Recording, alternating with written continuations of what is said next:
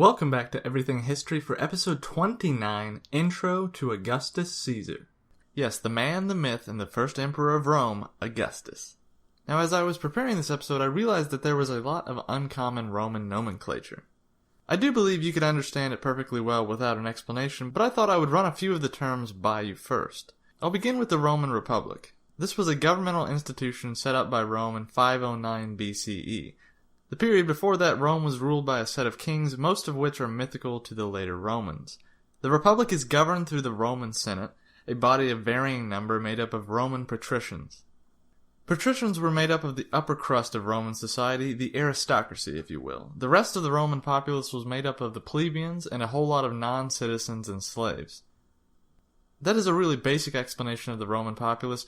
Where this introductory episode begins is the middle of the 1st century BCE, so before the Common Era and before the birth of Christ. The 1st century BCE is a very contentious time period in Rome, with many ambitious Roman senators vying for power. Roman society is similar in many ways to modern Western societies, but as you will no doubt learn, it is also frighteningly different. So those were the basics, now let us begin. I discharged my last duty as king and emperor. This is Everything History. Everything you hold worthwhile is at stake. We meant more to kids than Jesus did, or religion at that time. I consider myself the luckiest man on the face of the earth. Despite his immense power and notoriety, or perhaps because of it, Augustus remains an incredibly enigmatic figure for the most part. We know quite a lot about him and his deeds, of course, but who exactly was the man behind the title of Augustus and the name Caesar is still quite unclear. And as you will learn, this was done intentionally by Augustus. Before I get too far along, though, I need to explain the purpose of this episode. Obviously, it's an introductory episode, it's in the title, but in a fairly unique way. Most of this episode I will actually not be discussing Augustus himself. I will be primarily addressing the history before Augustus enters Roman politics, which means that this episode will largely be following Augustus's father by adoption, Julius Caesar. I do this not only because Julius Caesar adopted Augustus as his son, but because the story of Julius Caesar is absolutely integral to understanding the development and decisions that Augustus made later. Along the way, I also hope you will acquire a better understanding of the historical context in which this story takes place. Now, as I begin, I must rewind the clock because Caesar was not born Augustus, or even Caesar, for that matter. He was born in 63 BCE, or thereabouts. Birthdays were not incredibly important during antiquity, but it seems the future emperor was indeed born in 63. In fact, the ancient writer Suetonius tells us that he was born on September 23rd, 63 BCE, on the Palatine Hill of Rome. Suetonius is a bit of a gossip historian, though, so not everything he wrote can be trusted. Now, Augustus's name is something that trips a lot of people up, because it changed quite a few times. So, should we call him Octavius, Octavian, Augustus, or just Caesar? And my personal opinion is that all of those are fine for general conversation, but if you want to really know how to refer to the man, then the answer depends on the time period. Because before 44 or 43 BCE, he was known as Octavius. From roughly 43 to 27 BCE, he was known as Octavian. And after 27 BCE, he was referred to as Augustus because the Roman Senate had bestowed upon him the title of Augustus, a title that he quite liked, so much so that he effectively became Augustus Caesar thereafter.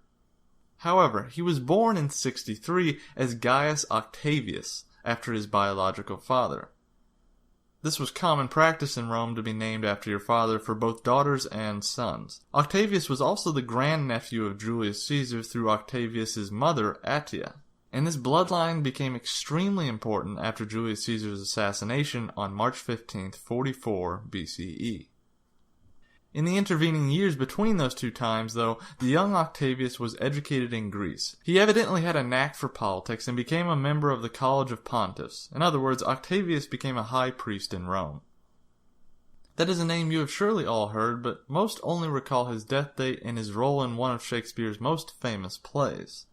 I must give you more information on the ambitious senator that was Caesar, because he is so critical to the story of Augustus Caesar, as I have said before. Julius Caesar gained influence in the Roman Republic late in his life, in his late 30s, which is late in life for Romans. Once he did that, though, he proved to be an exceptional politician and military commander, simply a late bloomer. And bloom he did. Along with Pompey the Great and Crassus the Rich, Julius Caesar formed the first Triumvirate. Triumvirate means rule by three.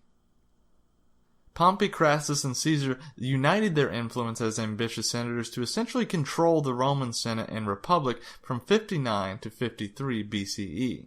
During that time, Caesar conquered Gaul, which is modern-day France, Pompey settled his soldiers and bolstered his senatorial ties, and Crassus received command of a Roman invasion into Parthia, which is located around Mesopotamia and modern-day Iran. The triumvirate was not legal, it was informal, but it was secured through mutual exchanges and a marriage between Caesar's daughter Julia and Pompey. The first triumvirate, though, was severely damaged in 54 when Julia died in childbirth carrying the child of Pompey. This severely damaged the relationship between Caesar and Pompey, for Caesar had lost his daughter and Pompey his wife. The triumvirs continued on, though, united still for another year until another blow struck. This blow, though, was not so private. It involved the entire Roman Republic. One of the triumvirs, Crassus, attempted his invasion of Parthia in 53 but failed miserably. It seemed that Crassus misjudged the terrain in his own tactical prowess and was soundly defeated by a smaller Parthian army near the Euphrates River. This proved fatal, and the Roman army was devastated, with Crassus himself being decapitated by the Parthians. And according to Plutarch, Crassus's head was paraded about and even used in theater plays by the Parthians. This disaster was even more humiliating, though, because the Roman army lost one of the legion's standards. The 10th Legion, by the way, Legio Decim Equestris. I could go on, but that is a big rabbit hole. An interesting one, but a diversion I should not explain right now. So, with Crassus dead, the triumvirate was over, and with Crassus being headless, Pompey and Caesar quickly became political adversaries. Both wanted control and power over the Republic, and this of course caused problems, because Rome isn't exactly a society that allows two ambitious men to survive at the same time. Essentially, there can only be one king of the hill, and neither Pompey nor Caesar had any intention of submitting to one another or stepping out of politics. While this political struggle was bound to end in civil war, it did take some time to reach that point. That being the case, I'll skip all the Roman backdoor politics and complex political machinations and hop straight to the year 49 BCE. January of that year, actually. By this time, Pompey had allied himself with the Senate in Rome and convinced them that Julius Caesar was too powerful. So under Pompey's supervision, the Senate attempted to strip Caesar of his authority as the commander of the armies of Gaul. It is really all quite complicated, and the Senate had successfully used this very tactic before on other ambitious senators in the past. Those days were over, however, because Julius Caesar's legions were not loyal to the Senate, they were loyal to their commander, Caesar. And not really because of some profound respect for their commanding officer, although by all accounts Caesar was much beloved by his legions. No, they were loyal to Caesar because he was the one paying them. It is a long and complicated story as to why the Roman armies at this point were maintained in this bizarre sort of way, but all you need to know is that the Senate was not paying the soldiers, generals were paying them. So as you might imagine, the Roman soldiers were loyal to the guy paying their bills. But I must explain even that because Romans were uniquely loyal in these sorts of scenarios because of a cultural custom known as clientella, where we get our words client and clientele. Clientella was an extremely powerful cultural norm that is akin to patronage or a patron-client relationship. In ancient Rome, doing your duty and fulfilling whatever patronage role you had was extremely virtuous and demanded by their society. In this particular case of the clientella relationship, Caesar's soldiers were duty-bound to follow Caesar. Therefore, when Caesar made a judgment call or gave an order, his soldiers did not ask for a reason, they simply performed what was required. So, when Caesar received the order from the Roman Senate to disband, he had two options: do as he was told and live out the rest of his life outside of politics, or refuse and thereby initiate a civil war. Now, Julius Caesar knew this was the work of Pompey and several other senators, but he also knew that his hands were tied. Pompey had backed him into a political corner. But of course, being a proud Roman, Julius Caesar was not going to submit to Pompey or the Senate. So he decided to do what he always did, be bold. Caesar proceeded to march and cross the Rubicon River into Italia on January 10th, 49 BCE. Civil war was declared. This particular Roman civil war lasted around 3 years, and Julius Caesar, of course, decisively defeated Pompey and the forces mustered by the Roman Senate at the Battle of Pharsalus in the year 48 in northern Greece. Pompey and many of the senators escaped the battle, but they fled in different directions. Pompey went to Alexandria in Ptolemaic Egypt, and Ptolemaic Egypt, by the way, was the Hellenistic kingdom ruled by the Ptolemies, and they had been in control of Egypt since the death of Alexander the Great almost 300 years prior. And the dynasty was an ally of Rome. So Pompey fled to Alexandria because he thought that he had the pharaoh Ptolemy XIII as his ally. It turned out, though, that the Ptolemies were more inclined to Caesar, perhaps out of fear, but likely simply to garner the favor of Caesar. So the Ptolemies decapitated Pompey and presented his head to Caesar. Yet Julius Caesar was less than pleased. In fact, he was furious because it seems that, despite their differences, Caesar still respected Pompey. After all, he was once his father-in-law. It seems that Caesar was sympathetic to Pompey, a personality trait that would allow for his later assassination. Yet Ptolemy XIII, who was just an ignorant and quite possibly arrogant boy, had killed Pompey, who was a Roman senator, a former consul, and the subduer of pirates and conqueror of Judea. Caesar took this as a serious offense and considered the young pharaoh and the members of his court to have acted completely beyond their place by killing a Roman in such a fashion. Shortly after, while in Alexandria, Caesar received news that Ptolemy XIII had a sister, an older sister named Cleopatra VII that was currently in a civil war with her brother. And yes, this is the legendary Cleopatra that you have heard about.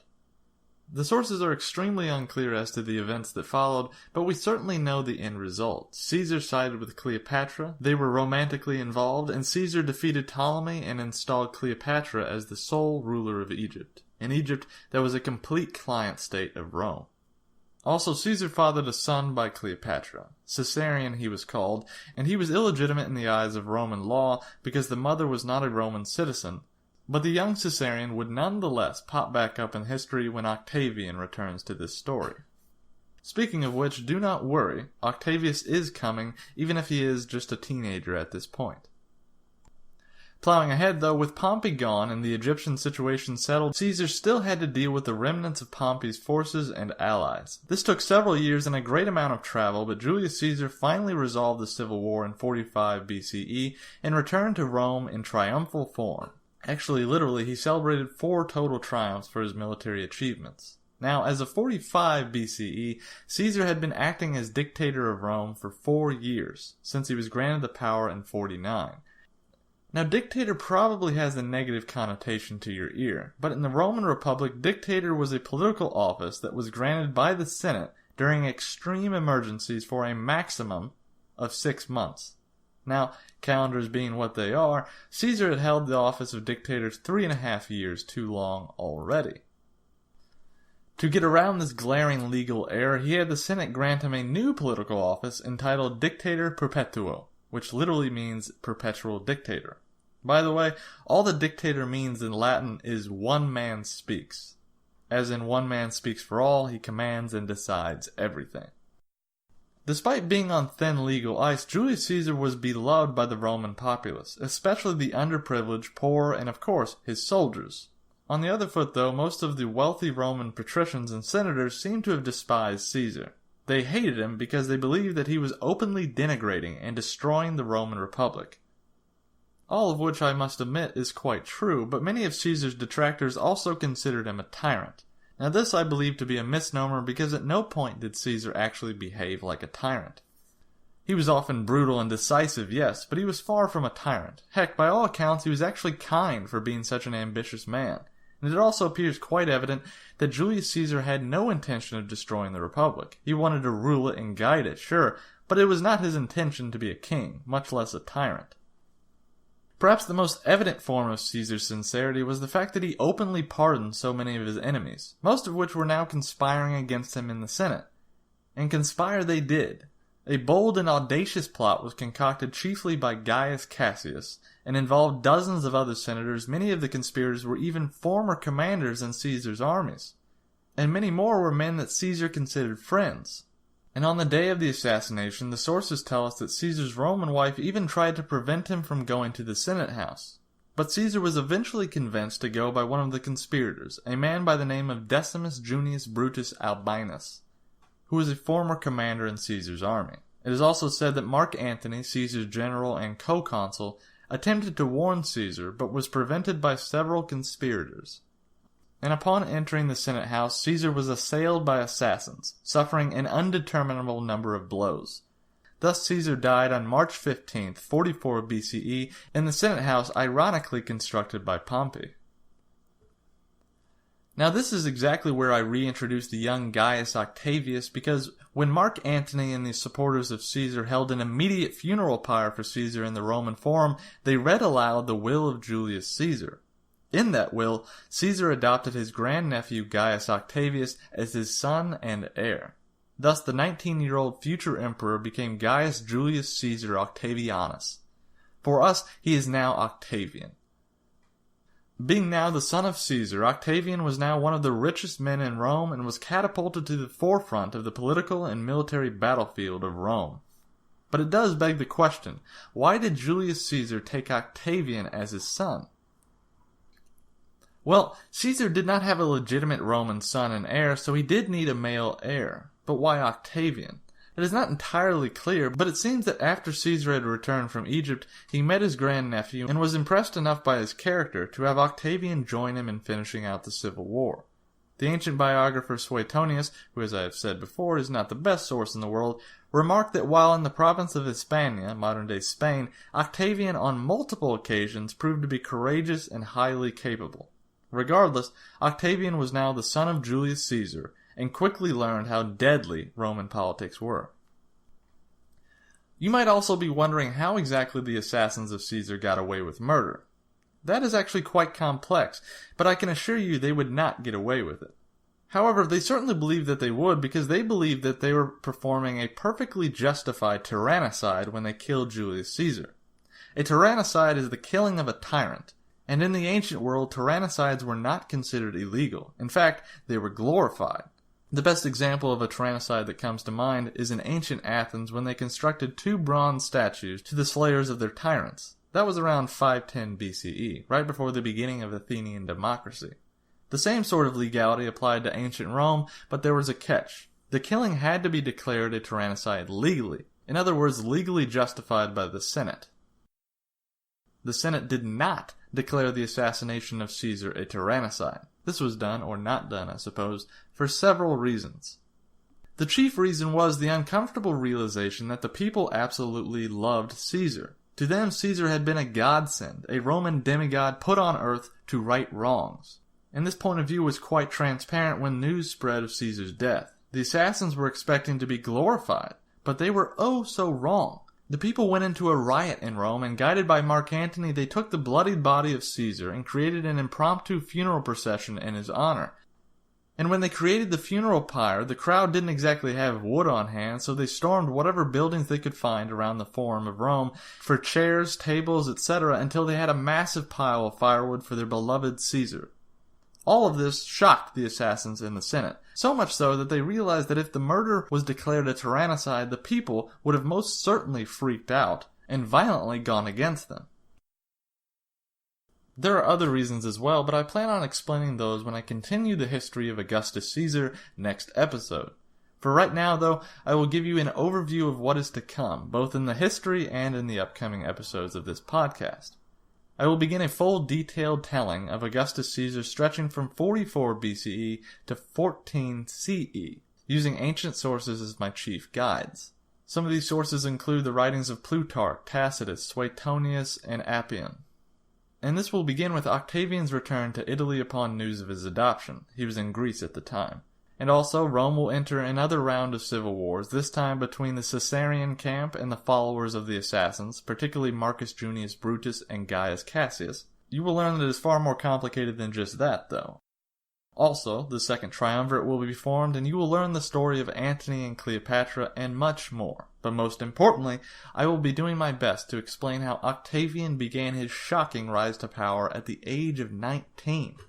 And as a last note, I will publish an interview that I will be conducting very soon with Professor Lawrence on sport, art, and architecture during the age of Augustus. And with that, I will see you next episode. Thank you very much.